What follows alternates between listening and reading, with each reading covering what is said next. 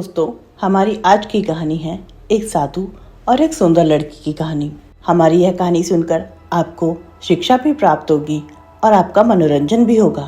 हमारी इस कहानी को पूरा जरूर सुनिएगा और अगर आपको हमारी कहानी पसंद आए तो हमारे इस चैनल को लाइक, शेयर और सब्सक्राइब जरूर कीजिए। एक गांव में एक नौजवान अपने परिवार के साथ रहता था। उसके पिता की मृत्यु हो गई। अपने पिता की मृत्यु के बाद वह सारे गांव में बेकार ही घूमता रहता था।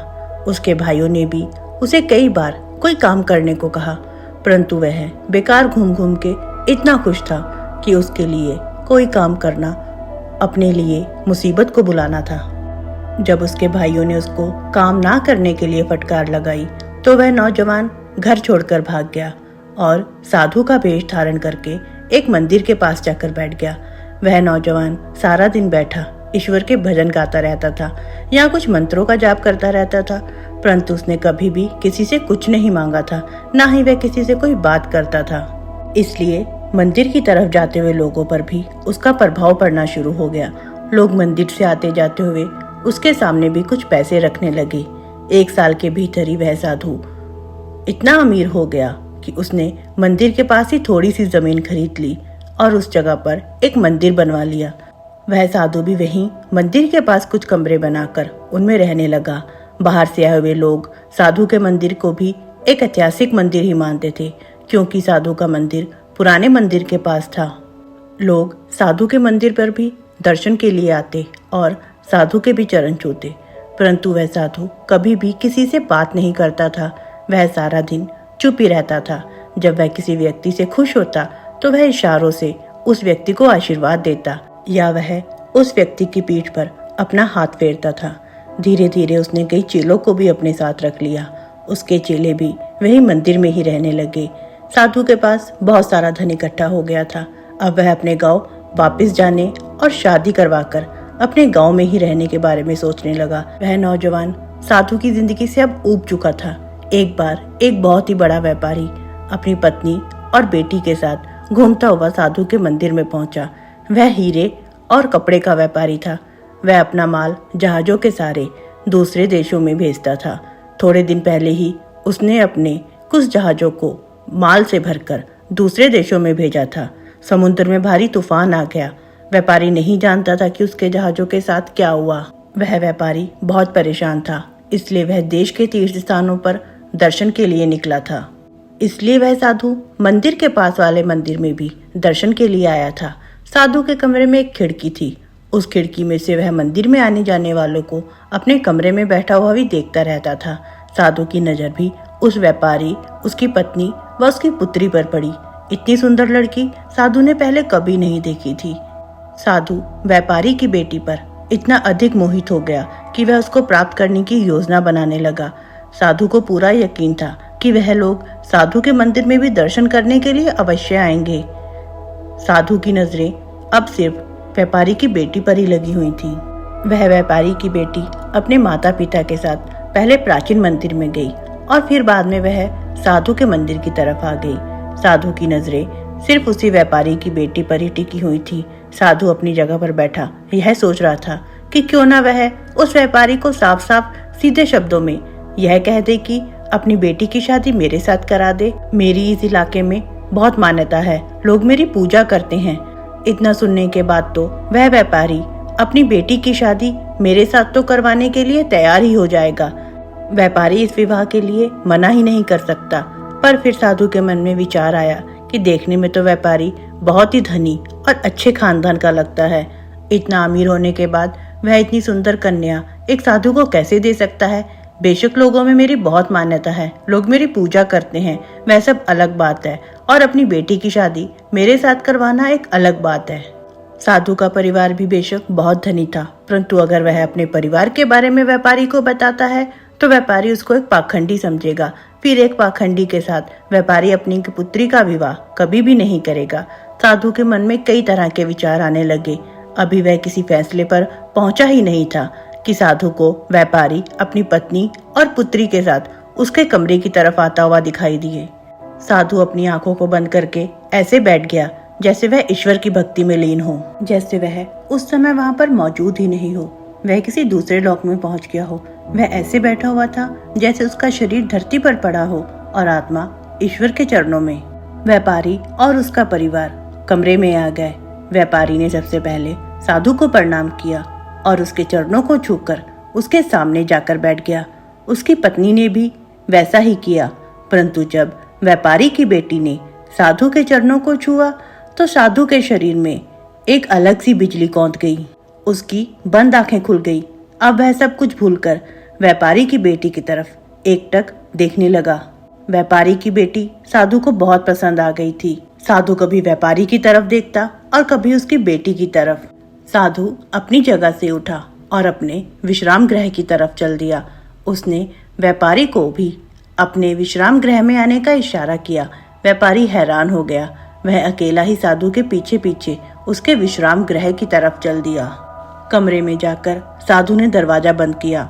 साधु ने व्यापारी के बहुत ही करीब जाकर बहुत धीमी आवाज में बोला, मैंने मौन व्रत धारण किया हुआ था।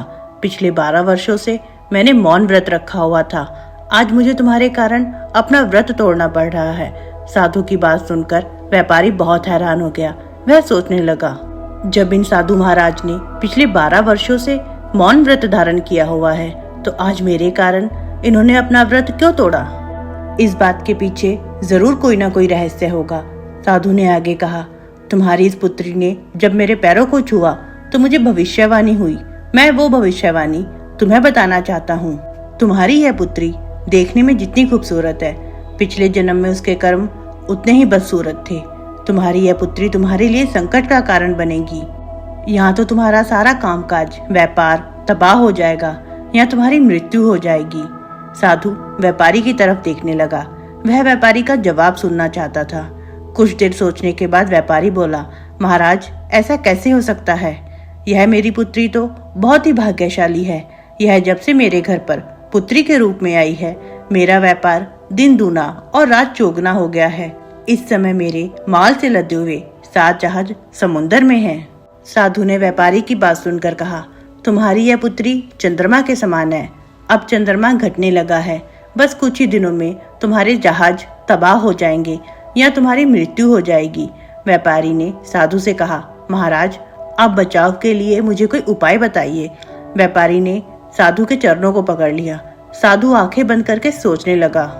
थोड़ी देर बाद उसने अपनी आंखों को खोला और मुस्कुराकर व्यापारी से बोला, बस अब एक ही उपाय है।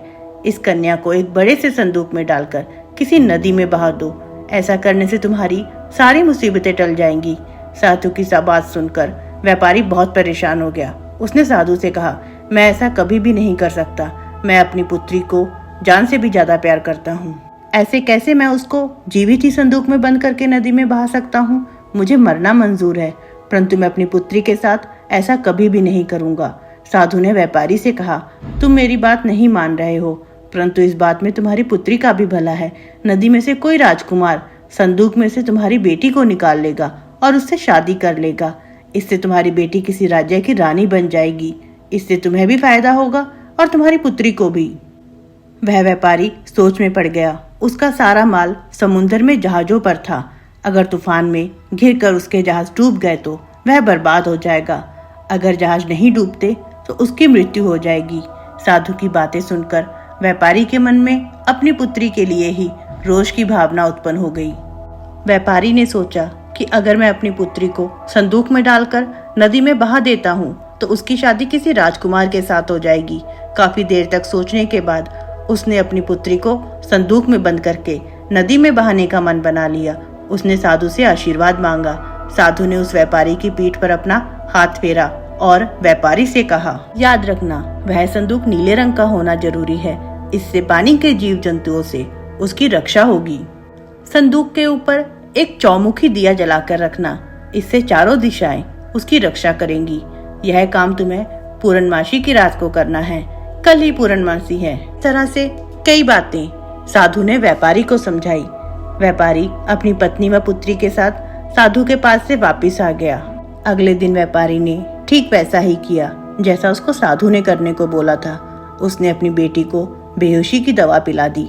जब वह बेहोश हो गई तो उसको एक नीले रंग के संदूक में बंद कर दिया और ऊपर एक दिए को जलाकर रख दिया और उस संदूक को पास की ही एक नदी में बहा दिया और खुद वह अगले तीर्थ के लिए चला गया। साधु को यह सब बातें पहले से ही पता थी, इसलिए वह रात के समय जिस दिशा में नदी बहती थी उसी तरफ अपने चेलों के साथ जाकर बैठ गया।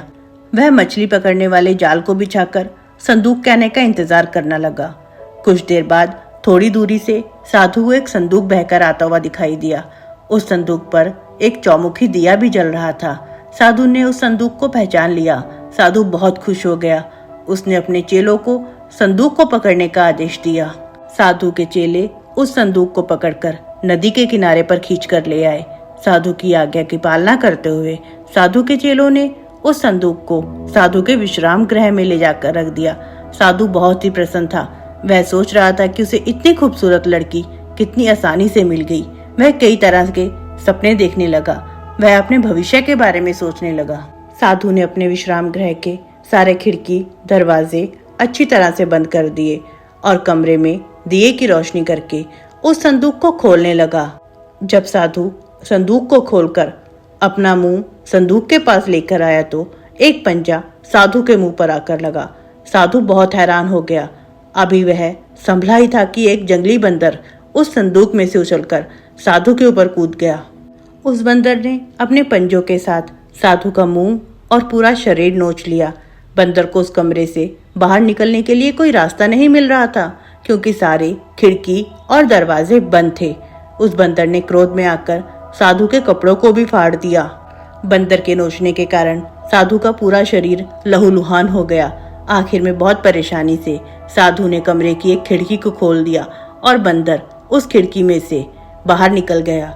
साधु सोचने लगा कि इतनी सुंदर लड़की बंदर कैसे बन गई, परंतु हुआ यह था कि उस नगर के राजकुमार शिकार खेलने के लिए जंगल में आए थे। सारे दिन शिकार की तलाश में भटकने के बाद उसके हाथ में कोई शिकार नहीं लगा। वह खाली हाथ अपने राजमहल में नहीं लौटना चाहता था। उसने एक भयानक बंदर को अपने सैनिकों की मदद से पकड़ लिया। राजकुमार बहुत थक गया था, इसलिए वह नदी के किनारे आराम करने के लिए रुक गया। चांदनी रात थी। राजकुमार की नजर नदी में बहते हुए संदूक पर पड़ी। राजकुमार ने अपने सैनिकों को संदूक बाहर निकालने का हुक्म दिया। जब संदूक को बाहर निकालकर खोला गया तो उसमें एक बहुत ही सुंदर लड़की को देखकर राजकुमार हैरान रह गया। राजकुमार ने उस व्यापारी की बेटी के साथ शादी करने का फैसला कर लिया और उस व्यापारी की पुत्री को अपने साथ ही ले गया। परंतु जाने से पहले राजकुमार ने जंगली बंदर को संदूक पे बंद करके उस पर चौमुखा दिया जलाकर उस संदूक को नदी में बहा दिया। जब वह संदूक साधु के पास पहुंचा तो उसमें लड़की की जगह एक बंदर था, जिसने साधु को नोच नोच कर लहूलुहान कर दिया था। साधु के चीखने चिल्लाने की आवाज सुनकर साधु के चेले दौड़ते हुए आए। साधु अपनी की हुई हरकत पर बहुत शर्मिंदा हुआ। वह उसी रात वहां से भागकर अपने गांव वापस लौट गया। दोस्तों, बुराई और धोखा करने वालों के साथ हमेशा बुरा ही होता है। जिस लड़की ने किसी के बारे में बुरा नहीं सोचा था, उसके साथ अच्छा ही हुआ। उसकी शादी एक राजकुमार के साथ हो गई और साधु ने धोखेबाजी के साथ उस लड़की को प्राप्त करने की कोशिश की। उसको अंत में एक जंगली बंदर ने लहूलुहान कर दिया। हमें भी अपने भीतर एक अच्छी सोच को अपनाना चाहिए। तो दोस्तों, आपको हमारी आज की कहानी कैसी लगी, आप हमें कमेंट बॉक्स में ज़रूर बताइएगा और प्लीज़ हमारे इस चैनल को लाइक, शेयर और सब्सक्राइब ज़रूर कीजिए। कल फिर से मिलते हैं एक नई कहानी के साथ।